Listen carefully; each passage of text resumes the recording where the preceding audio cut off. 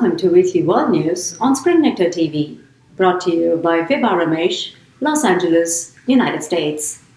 First, the top headlines.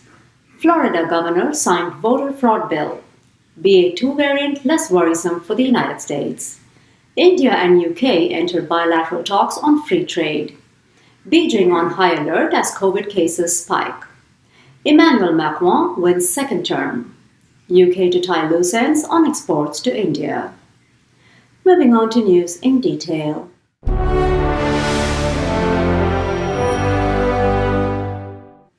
On Monday, the governor of Florida signed a bill that is aimed at eliminating voter fraud as well as other election-centric crimes. The bill proposes to assemble a police force solely for this purpose. To that end, it may be noted that DeSantis is being considered a prospective Republican candidate for the presidential election of 2024, and eradication of election crimes is one of his top priorities. That said, according to the Associated Press, voter fraud is not common, as their investigation of the 2020 election revealed less than 475 cases of fraud out of 25.5 million ballots. Meanwhile, with the BA2 variant of the virus making headlines, here's the White House's take on addressing the same. According to the COVID response coordinator Ashish Jha, the BA2 variant may not impact the country's pandemic recovery. In his words, as said in an interview, "We're going to see cases go up, we're going to see cases go down. The key things are making sure that hospitalization and deaths are not rising in any substantial way. I'm concerned, I'm going to watch those numbers, but at this point I remain confident that we're going to get through this without disruption." Further, he addressed the predicament of families with children less than 5 years of age, as a vaccine is still not available for the said age group. He said, "I have a lot of friends with kids, and I totally understand they're frustrated. I am frustrated on their behalf. Neither Moderna nor Pfizer have yet submitted an application for an emergency authorization. We expect Moderna to do that this week, and then the FDA scientists are going to do what they have done throughout the whole pandemic, which is evaluate the data for safety and effectiveness." That said, the Florida judge's ruling that overrode the national mandate on masks disappointed Dr. Anthony Fauci, especially in the light of rising cases in the United States.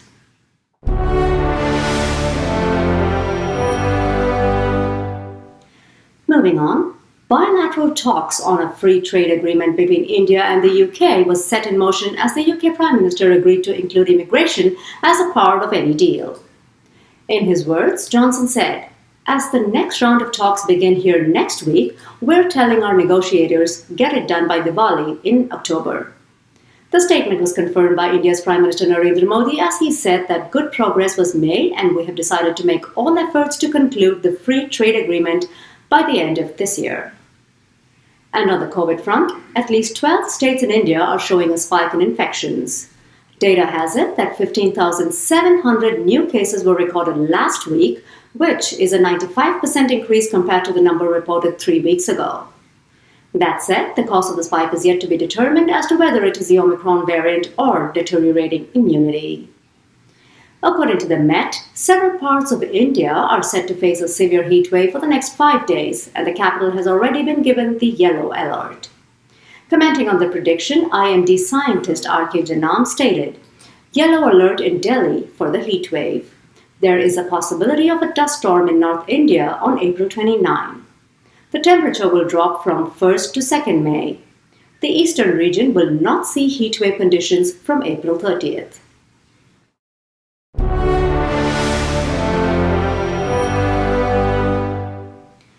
Over to China. After Shanghai, now it's Beijing that's facing a similar situation with a surge in COVID cases. The city has been put on high alert by authorities amidst public protest over zero COVID policy in Shanghai.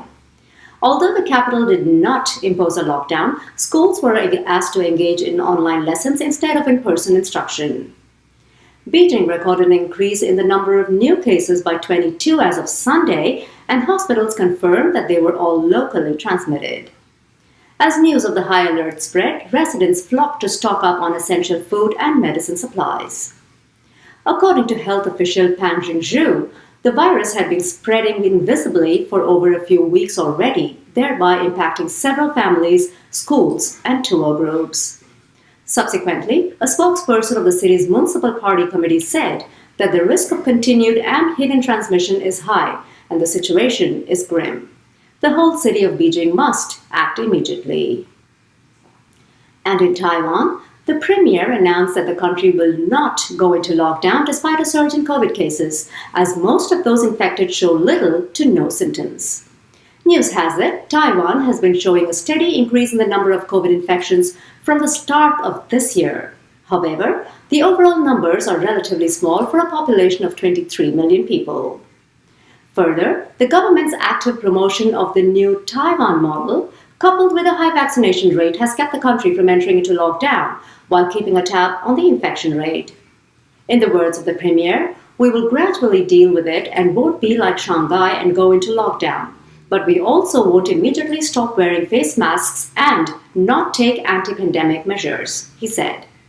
He also confirmed that additional rapid tests and vaccines would arrive soon to address the spike in cases. Moving on, France's President Emmanuel Macron won the presidential election on Sunday with 58.5% votes against right-wing opponent Marine Le Pen. This won him a second term as president and the first president to win a second term in 20 years. Following the announcement of the results, Macron addressed the people in front of the Eiffel Tower and thanked them for their continued support. He also promised to address issues of inequality.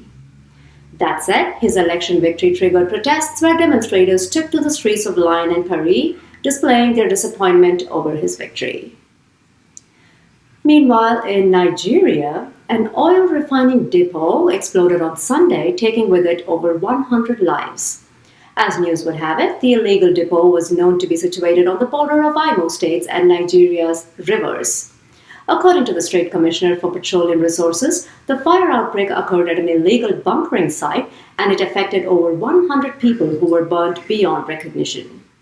Several vehicles that had lined up for the purchase of illegal fuel were charred in the explosion. The illegal site was a thriving business compelled into formation by poverty and unemployment. Commenting on the measure to curb illegal refining, former president of the Movement for the Survival of the Ogoni People said that the Rivers State Governor has made a push recently to stamp out illegal refining in rivers, so it has to move to the fringes and neighboring states. In the last month or two, there were several raids and some security agents involved were tackled. Moving on, the UK Prime Minister promised to address the loopholes in exports made to India. To that effect, Boris Johnson confirmed that he's looking into the issue of exports to India ending up in making Russian weapons and would ensure the same would not happen again. News has it that India happens to be one of the major routes exploited by Putin for the smuggling of arms. The 26-page report submitted by the Royal United Services Institute revealed that Russia has established mechanisms for laundering components required for jets and missiles through third countries. Restricting access, therefore, likely means preventing export to countries such as India of goods that are, in some instances, used for civilian purposes. On the business front, Tesla CEO Elon Musk bought Twitter for $44 billion, thereby taking control of over 200 million users. The deal came through on Monday after weeks of negotiation and speculation over Twitter's future. Here's what Musk stated to Twitter. Free speech is the bedrock of a functioning democracy, and Twitter is the digital town square where matters vital to the future of humanity are debated. Twitter has tremendous potential. I look forward to working with the company and users to unlock it. Confirming the deal, Twitter CEO Parag Agrawal tweeted that Twitter has a purpose and relevance that impacts the entire world. That brings us to this week's Did You Know?